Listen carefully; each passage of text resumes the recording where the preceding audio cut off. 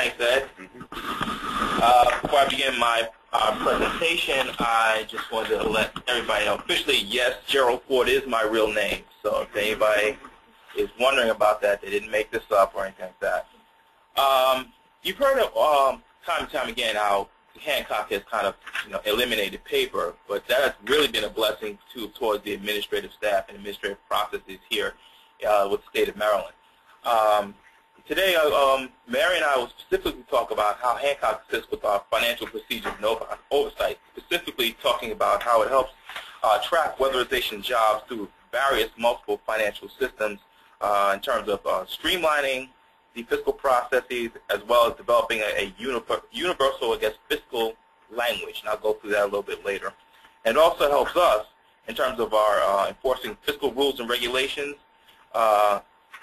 as well as of the various reporting tools.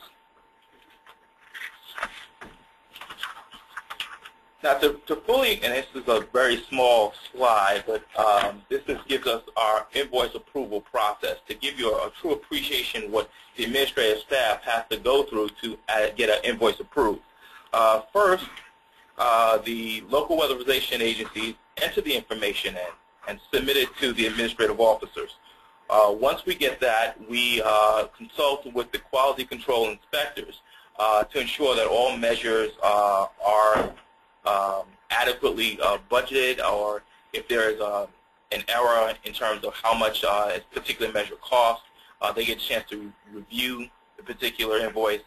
Once it goes past them, they give it back to us, and what we do at the administrative staff level is we evaluate it for the Davis-Bacon, as Doug had mentioned earlier, to ensure that prevailing wage is being recognized, as well as ensuring that the various funding streams and the rules attached to those funding streams are being adhered to.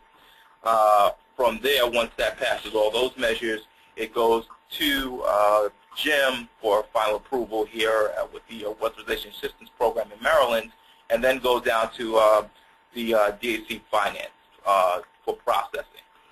Now, within that, next slide, please. So within that whole structure, we're talking about 18 local weatherization agencies, and each of these weatherization agencies probably has maybe 4 or 5 regular subcontractors, all of which have their own financial language, all of which have their own coding system. So in the past, that was a complete nightmare trying to decipher what measures were actually billed and what measures we thought they were billed, whether these measures are actually weatherization or are we talking about a whole other measure of construction, as well as really seeing whether the measures were actually done or whether these categories were, for lack of a better word, made up. But Hancock, what it did was it streamlined the universal invoicing system. Like I said, it gave us a universal language where maybe R38 cellulose is that title is universal. The local weatherization authorities and the state have a universal title to that. There's no making up your own title and you have to search exactly what that measure actually is.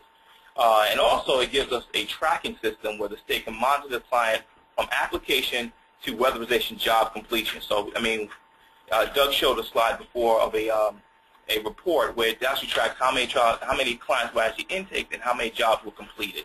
And that really helps us in terms of the administrative level.